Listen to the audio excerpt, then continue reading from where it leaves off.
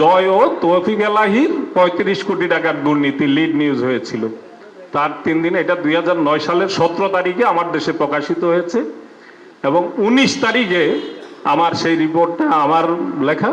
এবং ১৯ তারিখে আমি যখন বাসা থেকে অফিসে আসছিলাম, বনানী আর্মি স্টেডিয়ামের সামনে আমার গাড়িতে হামলা হলো, পিছন থেকে বোমা হামলা হলো, পিছনের অংশ উড়ে গেল এবং আমাকে ঝাপটে ধরার চেষ্টা হয়েছিল। মাহমুদুর রহমান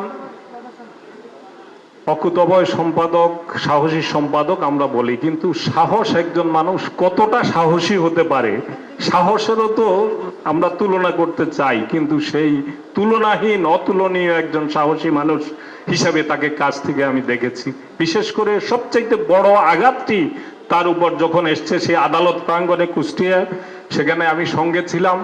আমরা যখন, আমি রিজু ভাই, আমরা কয়েকজন ছিলাম তার সঙ্গী, যখন হামলা হচ্ছে তার আগে আমাদেরকে অবরুদ্ধ করে রাখা, সেখান থেকে আমরা কিভাবে বেরিয়ে আসব, এই যখন শঙ্কা, ঢাকাতে যোগাযোগ করা হচ্ছিল স্বরাষ্ট্র মন্ত্রীর সাথে, বিএনপি মহাসচিব যোগাযোগ করেছেন নিরাপত্তা দিয়ে বের করার জন্য, কিন্তু স্বরাষ্ট্রমন্ত্রী বলেছেন আমার কিছু করার নাই, এটা উপরের নির্দেশ।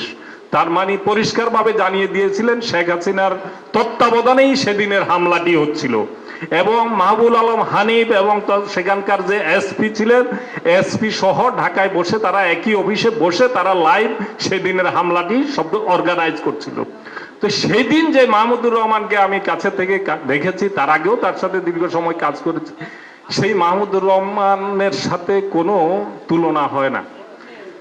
যখন রক্ত দরদর করে তার সমস্ত শরীর রক্তাক্ত লাল হয়ে গেছে, তখনও তিনি সেই পুলিশ অফিসার, সেখানকার ওসি নাসির, নাম হচ্ছে নাসির তার নাম, সেই নাসিরকে তিনি বলছিলেন যে তোরা দিল্লির কুকুর, মোদির কুকুর, এইভাবে করে তার কাছে আপনার সেই গর্জন, সেখানে বাঘের গর্জন সেদিন আপনারা শুনতে পেয়েছিলেন।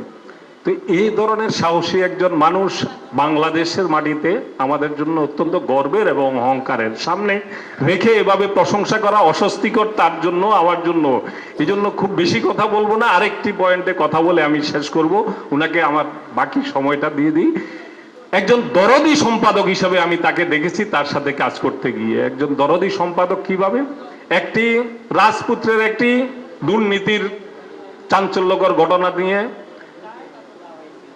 আমার দেশে লিড নিউজ হলো যে জয় ও তৌফিক এলাহির ৩৫ কোটি টাকার দুর্নীতি লিড নিউজ হয়েছিল। তার ৩ দিন, এটা ২০০৯ সালের ১৭ তারিখে আমার দেশে প্রকাশিত হয়েছে এবং ১৯ তারিখে আমার সেই রিপোর্টটা আমার লেখা। এবং ১৯ তারিখে আমি যখন বাসা থেকে অফিসে আসছিলাম, বনানী আর্মি স্টেডিয়ামের সামনে আমার গাড়িতে হামলা হলো, পিছন থেকে বোমা হামলা হলো, পিছনের অংশ উড়ে গেল এবং আমাকে ঝাপটে ধরার চেষ্টা হয়েছিল। যাই হোক, সেটা আমি বিস্তারিত যাব না।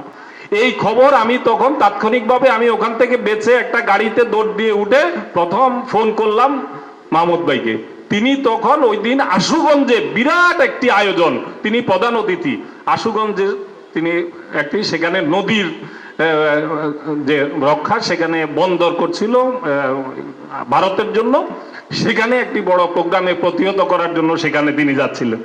তো সেই প্রোগ্রামে যাওয়ার পথে এই খবর পাওয়ার সঙ্গে সঙ্গে এত বড় একটি প্রোগ্রাম রেখে তিনি গাড়ি ঘুরিয়ে সেখান থেকে তার সহকর্মীর প্রতি সহানুভূতি জানিয়ে সেই প্রোগ্রাম বাতিল করে তিনি চলে এসেছেন, ঢাকায় ফিরে এসেছেন।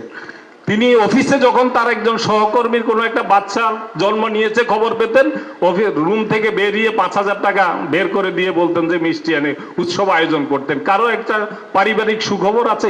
এই যে এই ধরনের একজন দরদি সম্পাদক, আমাদের অনেক পেশাদার সম্পাদক দাবিদার আমরা দেখেছি। তিনি অষ্টম ওয়েজ বোর্ড যখন আমাদের বন্ধ হয়ে যাবে, অষ্টম ওয়েজ বোর্ড সর্বাগ্রে বাস্তবায়ন করেছিলেন। সেখানে যে মহার্ঘ ভাতা ঘোষণা করা হয়েছিল, তিনি সঙ্গে সঙ্গে ঘোষণার সঙ্গে সঙ্গে আমাদের সাথে বৈঠক করে সেটা বাস্তবায়নের ব্যবস্থা করেছিলেন।